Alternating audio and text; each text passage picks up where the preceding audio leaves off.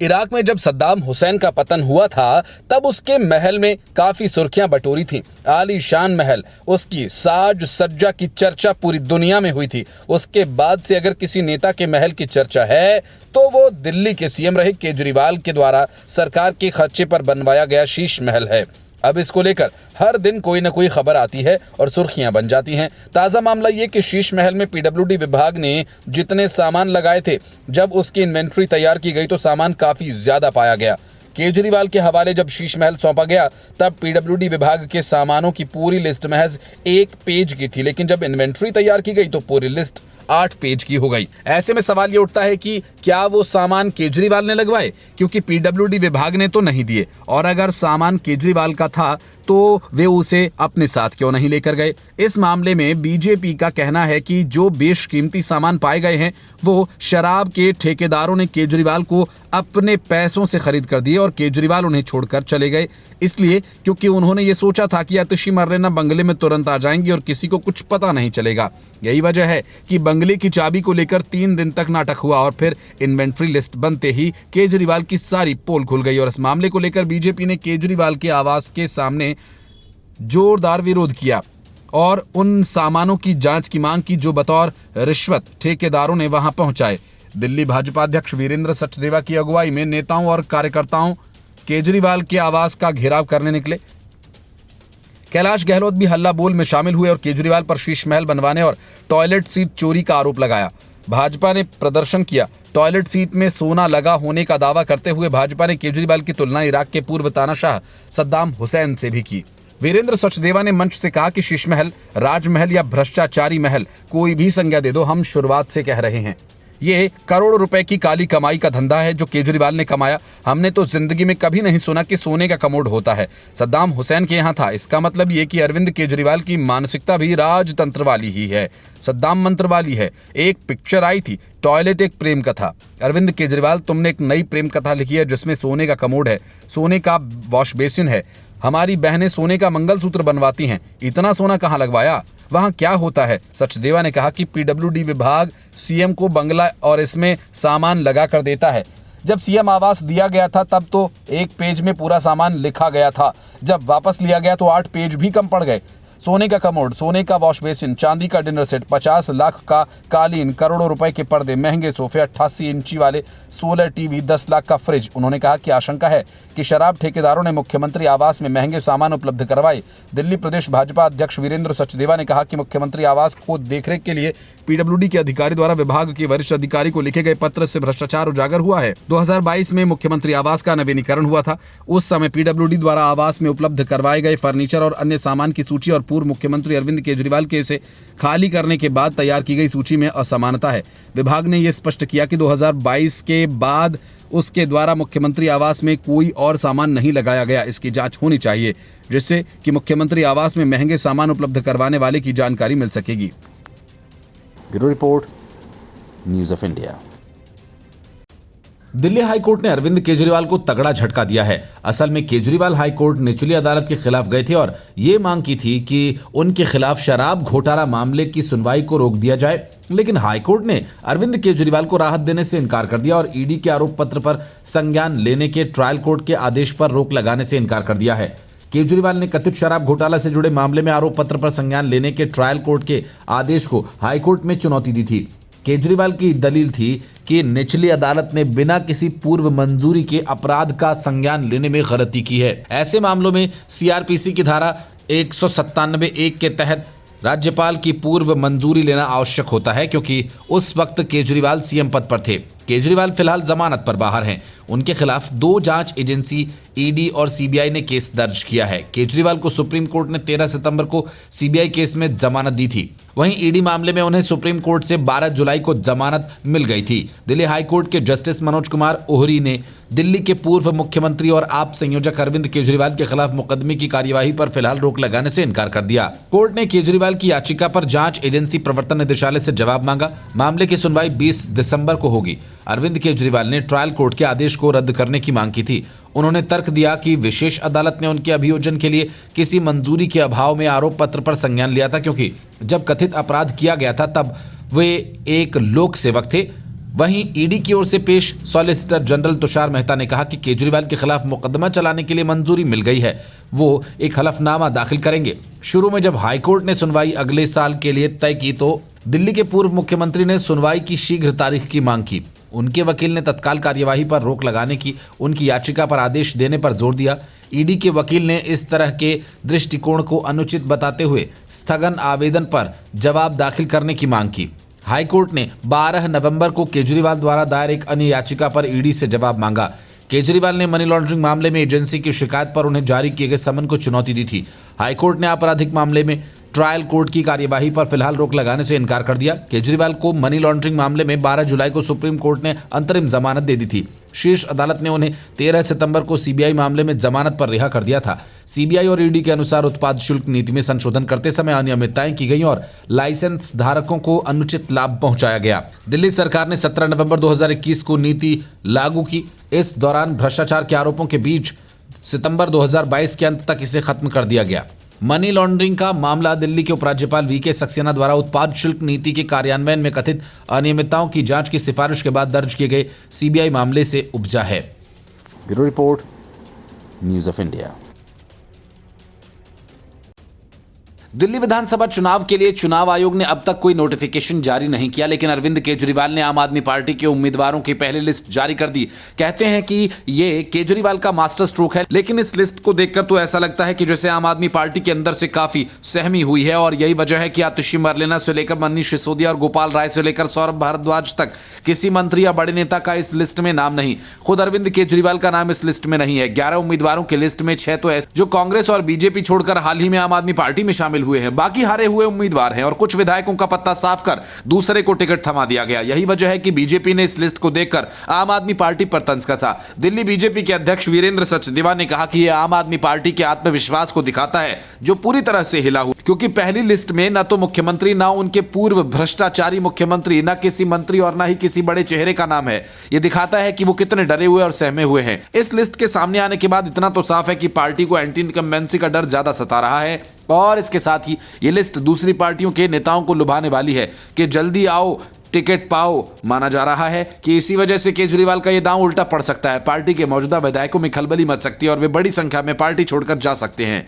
सूत्रों का कहना है कि शराब घोटाले में पकड़े गए मनीष सिसोदिया और अरविंद केजरीवाल दोनों अपने अपने इलाके में पिछड़ते दिख रहे हैं। इसलिए संभव है कि दोनों नेता अपनी अपनी सीट बदलकर कोई सुरक्षित सीट तलाश कर रहे हैं। सत्येंद्र जैन, आतिशी मरलेना और सौरभ भारद्वाज का हाल भी कुछ ठीक नहीं है। यही वजह है कि वीरेंद्र सचदेवा ने कहा कि हमारी जब लिस्ट आएगी तब देखिएगा, लेकिन उनकी पार्टी में जो चिंगारी चली है आने वाले दिनों में क्या कुछ रंग दिखाएगी आप सबको पता चल जाएगा। पहली लिस्ट में 11 कैंडिडेट्स के नाम है। लिस्ट में ऐसे 6 नाम भी हैं जो खुद आम आदमी पार्टी के लिए शौक ही कहा जाएगा, क्योंकि इन 6 में से 3 बीजेपी और 3 कांग्रेस छोड़कर आए हैं। दिल्ली विधानसभा का मौजूदा कार्यकाल 23 फरवरी 2025 को खत्म हो रहा है और आमतौर पर चुनाव आयोग मौजूदा सदन के 5 साल का कार्यकाल खत्म होने की तारीख से पहले ही चुनाव की प्रक्रिया को पूरी करता है। ऐसे में सवाल यह है कि उम्मीदवारों की लिस्ट जारी करने की आखिर इतनी जल्दी क्यों? बीजेपी और कांग्रेस छोड़कर आए इन 6 नेताओं को टिकट देकर अरविंद केजरीवाल क्या मैसेज देना चाहते हैं? दिल्ली विधानसभा चुनाव 2025 के लिए जारी की गई आम आदमी पार्टी के उम्मीदवारों की पहली लिस्ट में ब्रह्म सिंह तंवर, बीबी त्यागी और अनिल झा का नाम है। ये तीनों हाल ही में बीजेपी छोड़कर आए हैं। वहीं जुबैर चौधरी, वीर सिंह धिंगान और सुमेश शौकीन को भी उम्मीदवारों की लिस्ट में जगह दी गई। ये तीनों बीते दिनों कांग्रेस छोड़कर साथ आए थे। आतिशी मरलेना और भगवंत मान दोनों वैसे तो दिल्ली और पंजाब के सीएम हैं, लेकिन केजरीवाल के सामने दोनों की हैसियत एक मोहरे से ज्यादा कुछ नहीं। आतिशी को अपने बगल एक कुर्सी डालकर बैठने को कहा गया ताकि सनद रहे कि असली कुर्सी केजरीवाल के पास है। भगवंत मान ऐसा न कर सकते थे, लेकिन पंजाब में कोई बड़ी घोषणा हो, नियुक्ति पत्र बांटना हो, सरपंचों को शपथ दिलानी हो, ऐसे सभी कार्यक्रम तभी हो पाते हैं जब केजरीवाल वहां मौजूद हों। केजरीवाल खुद राज्यसभा सांसद के घर में रहते हैं। मनीष सिसोदिया के लिए हरभजन सिंह का बंगला खाली करवा लिया गया। हद तो तब हो गई जब केजरीवाल ने विभव कुमार के लिए राज्यसभा सांसद और पार्टी के कोषाध्यक्ष एनडी गुप्ता का सरकारी बंगला ही खाली करवा लिया। मतलब कि राज्यसभा के सांसद सिर्फ उनके बंगले पर कब्जा करने के लिए ही बनाए गए हों।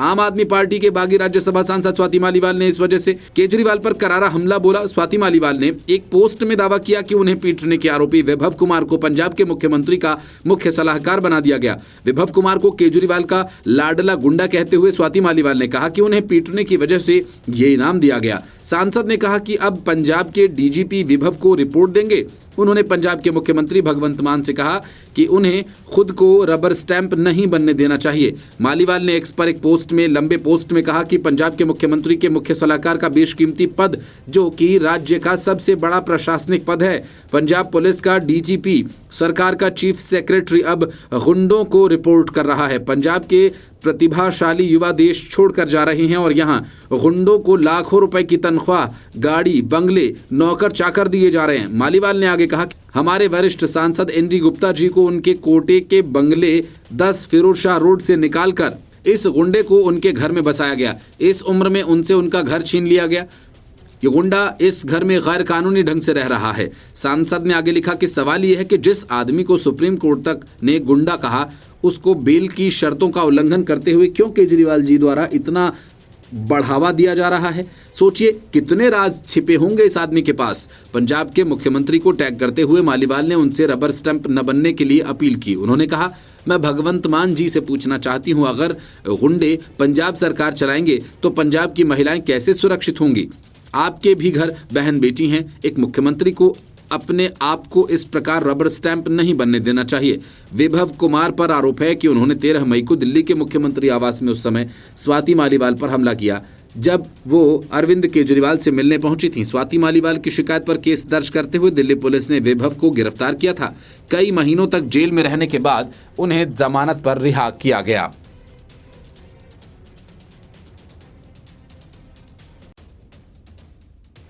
अरविंद केजरीवाल के लिए दिल्ली विधानसभा के चुनाव करो या मरो जैसे हैं, लेकिन इस मुश्किल वक्त में आम आदमी पार्टी के नेता ही अरविंद केजरीवाल को लगातार झटके दे रहे हैं। और जैसा कि इस बात का अंदाजा केजरीवाल को भी है कि कई नेता एग्जिट गेट के पास खड़े हैं।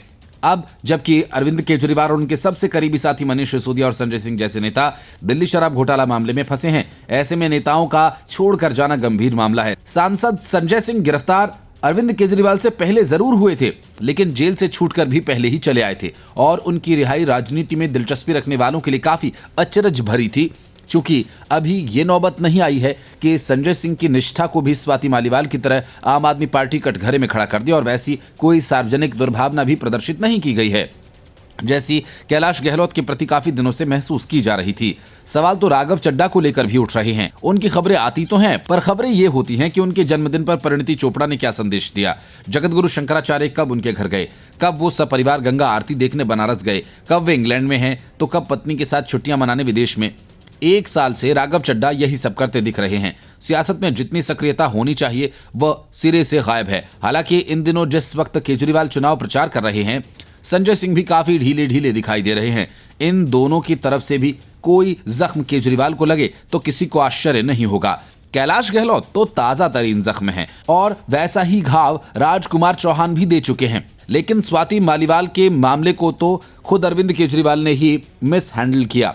बड़ी अजीब बात, जिस अरविंद केजरीवाल को तमाम साथियों की बिल्कुल परवाह ना हो, वो विभव कुमार के लिए स्वाति मालीवाल केस के पुलिस और कोर्ट कचहरी तक चले जाते हैं। भले ही अरविंद केजरीवाल ने कैलाश गहलोत की जगह एक अन्य जाट नेता राघवेंद्र शौकीन को मंत्री बना दिया, लेकिन डैमेज कंट्रोल के लिए ये नाकाफी लगता है।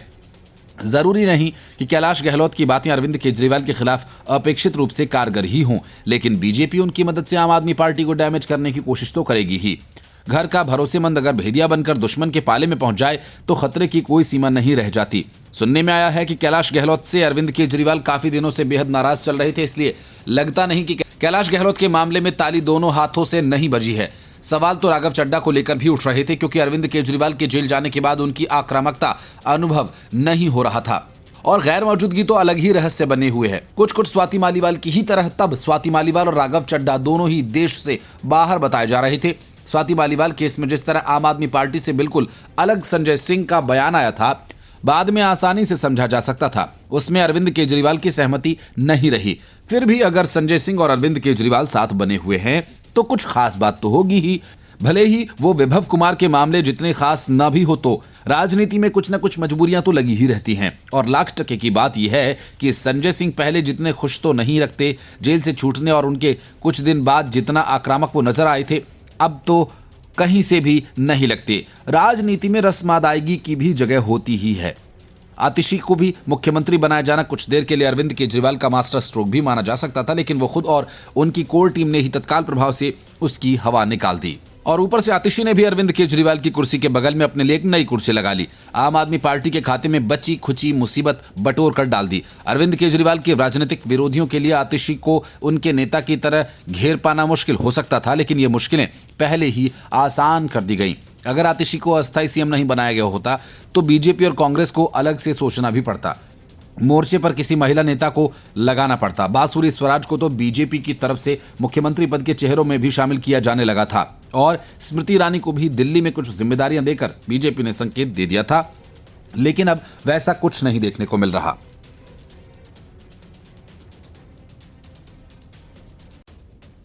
अरविंद केजरीवाल ने अय्याशी की सारी हदें पार कर दी। देश में अब तक ऐसा कोई नेता नहीं हुआ कि जिसने अपने सरकारी आवास को इतना लग्जूरियस बनाया हो। ताजा मामला भी केजरीवाल के शीश महल से जुड़ा है, जिसे बनाने में केजरीवाल ने अवैध तरीके से दिल्ली के खजाने को करीब 52 करोड़ का चूना लगाया और भेद खुलने के बाद पूरे मामले को हर कीमत पर दबाने की कोशिश की। बीजेपी ने अब बाकायदा शीश महल के एक वीडियो को भी जारी कर दिया, जिसमें साफ देखा जा सकता है कि शीश महल के वॉश बेसिन और कमोड पर सोने की परतें चढ़ी हुई हैं, जिसे केजरीवाल घर खाली करते वक्त अपने साथ ले गए। केजरीवाल पर 12 कमोड की चोरी का भी आरोप लगा। गोल्ड प्लेटेड वॉश बेसिन और कमोड की तस्वीरें बीजेपी के प्रदेश अध्यक्ष वीरेंद्र सचदेवा ने जारी की। दिल्ली विधानसभा में नेता प्रतिपक्ष विजेंद्र गुप्ता ने मुख्यमंत्री आवास में खर्च को लेकर अरविंद केजरीवाल पर भ्रष्टाचार का आरोप लगाते हुए सवाल पूछा और इसे लेकर उन्होंने एक्स पर एक वीडियो भी शेयर किया। साथ ही बृहस्पतिवार को फिरोजशाह रोड स्थित केजरीवाल के घर का घेराव करने की बात कही। उन्होंने एक्स पर लिखा, केजरीवाल के शीश महल पर नए खुलासे। पीडब्ल्यूडी के दस्तावेज बताते हैं अप्रैल 2022 के बाद वहां कोई काम नहीं हुआ, तो फिर शीश महल में बाद में लगी बेशुमार सुविधाएं कहां से आईं? सबसे चौंकाने वाला सोने की परत वाला कमोड और बेसिन। केजरीवाल इसे शीश महल खाली करते समय साथ ले गए। आखिर क्यों? क्या ये सबूत मिटाने की कोशिश थी? केजरीवाल जवाब दो। उन्होंने आगे कहा कि अरविंद केजरीवाल कट्टर ईमानदार होने का ढोंग करते हैं, लेकिन वो सबसे बड़े भ्रष्टाचारी हैं। पीडब्ल्यूडी के दस्तावेजों से खुलासा हुआ कि अप्रैल 2022 के बाद केजरीवाल के शीश महल पर कोई काम नहीं हुआ। फिर ये सवाल उठता है कि 2024 तक इसमें करोड़ों रुपए के महंगे सामान कैसे आ गए? इसी क्रम में दिल्ली भाजपा प्रदेश अध्यक्ष वीरेंद्र सचदेवा ने प्रेस कॉन्फ्रेंस कर अरविंद केजरीवाल पर हमला बोलते हुए सीएम आवास के बारे में सवाल पूछे हैं। उन्होंने कहा कि पीडब्ल्यूडी ने उन्हें जिस सामान के साथ शीश महल हैंडओवर किया था, उसके अतिरिक्त अय्याशी का सामान सीएम आवास में कहां से आया? केजरीवाल के शीश महल से वॉश बेसिन और गोल्ड प्लेटेड टॉयलेट सीट ऐसी 12 सीट्स गायब है। ये है केजरीवाल का चरित्र। दिल्ली के लोगों की गाढ़ी कमाई को खा जाने वाला ये है दिल्ली का लाल। वीरेंद्र सचदेवा ने आरोप लगाते हुए कहा कि ये पैसा हलाल का नहीं है, ये दलाल का पैसा है। ये दिल्ली की जनता से गद्दारी करके कमाया गया पैसा है, जिसे आपने अपनी सुख सुविधाओं पर खर्च किया। दिल्ली की जनता इसका हिसाब मांग रही है। बीजेपी के कार्यकर्ता इस काले धन का हिसाब मांगेंगे। कल से बीजेपी अरविंद केजरीवाल के घर का घेराव करेगी। अब तक हर आरोप का जवाब देने वाले अरविंद केजरीवाल ने कभी शीश महल को लेकर लग रहे आरोपों पर कोई सफाई नहीं दी और न ही उनकी पार्टी के किसी नेता ने कुछ कहा है। जबकि हर छोटी छोटी बात पर प्रेस कॉन्फ्रेंस करना और बीजेपी पर अक्सर झूठे आरोप लगाना ये केजरीवाल की आदत है। लेकिन शीश महल का नाम सुनकर पूरी पार्टी चुप्पी साध लेती है, तो ऐसे में संदेह और गहरा हो जाता है। कोई बात तो है जिसे छिपाने की कोशिश अब तक की जा रही है। हालात ये है कि शीश महल एक तरह से चुनावी मुद्दा बन चुका है और इस पर आम आदमी पार्टी की खामोशी आश्चर्यजनक है। Bureau report, news of India.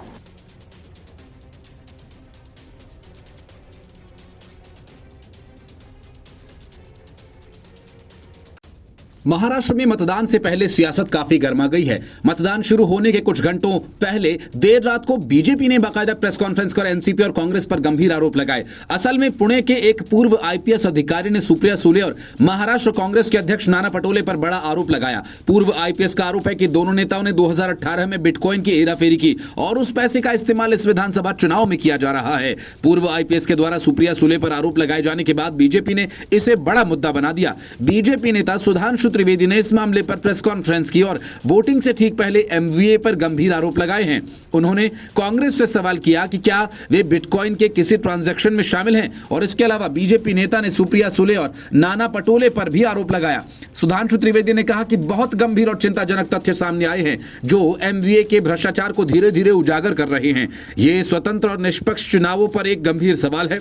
BJP की तरफ से दावा किया गया कि नाना पटोले, सुप्रिया सुले, पुलिस कमिश्नर अमिताभ गुप्ता को और डीलर अमिताभ के बीच वॉइस नोट्स का आदान प्रदान हुआ है। बीजेपी प्रवक्ता सुधांशु त्रिवेदी ने नाना पटोले और सुप्रिया सुले से कुछ सवाल किए। उन्होंने कहा कि राहुल गांधी जिस मोहब्बत की दुकान को चला रहे हैं, उसे चलाने के लिए पैसा कहां से आ रहा है। अगर हम इतनी रात में प्रेस कॉन्फ्रेंस कर रहे हैं तो इसके पीछे बड़ी वजह है। बीजेपी ने इस प्रेस कॉन्फ्रेंस में 2 ऑडियो क्लिप्स चलाए, कुछ चैट्स दिखाए, आरोप लगाया पैसा दिया जा रहा है। बीजेपी प्रवक्ता ने कहा कि इन क्लिप्स और चैट्स में एक पूर्व पुलिस अधिकारी जो जेल में रह चुके हैं, उनसे एक आरोपी डीलर संपर्क करता है और वो ये कहता है कि बिटकॉइन का कुछ पैसा ट्रांजैक्शन करना है कैश में।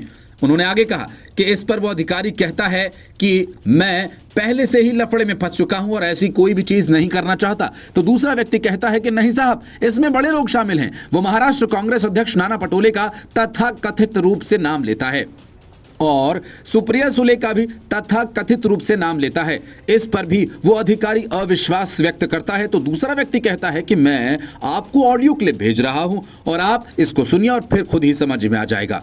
सुधांशु त्रिवेदी ने दावा करते हुए उस ऑडियो क्लिप में डीलर के दावे के मुताबिक साफ साफ कहा जा रहा है, इलेक्शन के लिए पैसा हमें चाहिए, जांच की चिंता आप मत कीजिए, सरकार आएगी तो हम देख लेंगे। इस क्लिप में यह भी कहा जा रहा है कि हमें कैश चाहिए और हर हाल में चाहिए। इसलिए कहा गया कि गंभीर और चिंताजनक बातें उभर कर सामने आई हैं और इस ऑडियो क्लिप में बिटकॉइन से लेकर जो दावा किया जा रहा है उसमें कांग्रेस नेता नाना पटोले और सुप्रिया सुले शामिल नहीं। वो लीगल कंस्ट्रक्शन है या गैर कानूनी? क्या गौरव मेहता और गुप्ता नाम के व्यक्ति से आप लोगों का कोई संबंध है या नहीं? संपर्क कभी हुआ है या नहीं? इस तरह का कोई संवाद गौरव मेहता या गुप्ता नाम के व्यक्ति से हुआ है या नहीं? सिर्फ रस्म अदायगी के ट्वीट से काम नहीं चलने वाला, आपको बताना होगा ये आपकी आवाज है या नहीं। इसमें बिग पीपल शब्द जो कहा गया, वो बड़े लोग कौन हैं? इस मामले पर प्रतिक्रिया व्यक्त करते हुए सुप्रिया सुले ने एक्स पर पोस्ट में सुधांशु त्रिवेदी को टैग करते हुए लिखा, ये भयावह है। सुधांशु त्रिवेदी ने इस तरह के निराधार आरोप लगाए हैं, फिर भी आश्चर्यजनक नहीं है क्योंकि चुनाव से ठीक एक रात पहले झूठी सूचना फैलाने का स्पष्ट मामला है। मेरे वकील सुधांशु त्रिवेदी के खिलाफ आम जनता को धोखा देने के इरादे से सरासर झूठा आरोप लगाने के लिए आपराधिक और दीवानी मानहानि का नोटिस जारी करेंगे। एक अन्य एक्स पोस्ट में उन्होंने लिखा कि मैं सुधांशु त्रिवेदी की ओर से मुझ पर लगाए गए सभी आरोपों का खंडन करती हूं और ये सब अटकलें भ्रम हैं। मैं बीजेपी के किसी भी नेता के साथ उनकी ओर से पसंद किए गए समय और तारीख पर सार्वजनिक मंच पर बहस करने के लिए तैयार हूं। महाराष्ट्र कांग्रेस के मीडिया प्रमुख अतुल लोंढे ने कहा कि बीजेपी का पैसा पकड़ा गया, बीजेपी से जनता नाराज है, इसलिए झूठी ऑडियो क्लिप जारी की गई। कांग्रेस कानूनी कार्रवाई करेगी। ऑडियो रिकॉर्डिंग फर्जी है, बिटकॉइन का फ्रॉड इन्हीं लोगों ने किया है।